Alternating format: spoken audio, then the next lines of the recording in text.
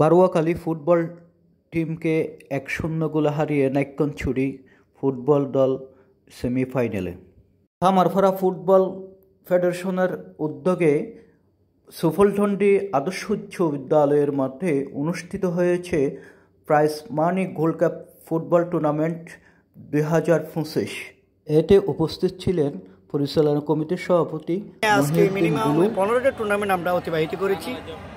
যেহেতু আমরা এই সার্বিক সহযোগিতা পাচ্ছি এলাকার সবগুলো লোক থেকে, ক্রীড়া নিয়ে অবশ্যই উৎসাহিত তারা।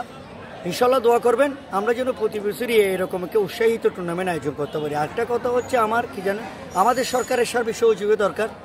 আমরা যেহেতু এখন বর্তমান বাংলাদেশের অবস্থা যেহেতু একটু উলট পালটের মধ্যে চলে যাচ্ছে, আমরা সার্বিকভাবে একটু এই কষ্টে আছি। যাই হোক, আমরা তবু যারা এখন নেতৃত্বে আছে তাদের সম্পূর্ণভাবে সুযোগ সুবিধা আর তাদের সহযোগিতা পাচ্ছি আমরা।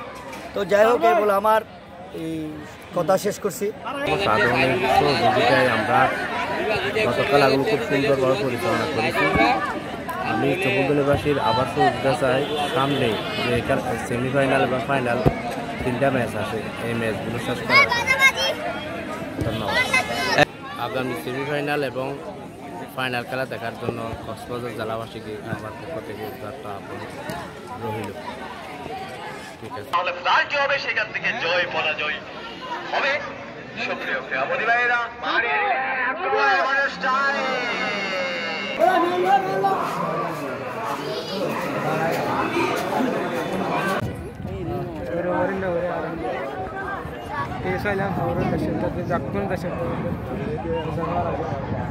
डिविजन 3000 5000 निकल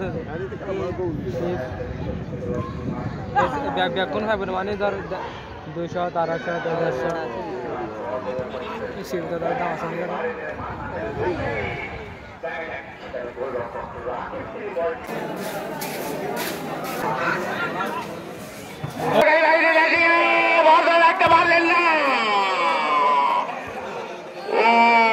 দারুণ গোসালু আক্রমণের ফলে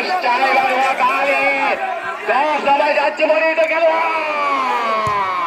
সেখানে অবৈধভাবে বাধা দেওয়ার কারণে ফাউল। বারুয়াখালী কিন্তু